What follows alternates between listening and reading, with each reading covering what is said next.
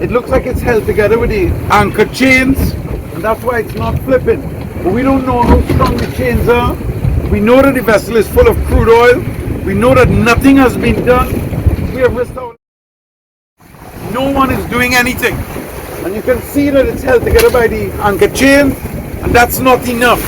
If something goes on, if we have bad weather, there are a number of circumstances that could cause the vessel to flip, and there'll be no...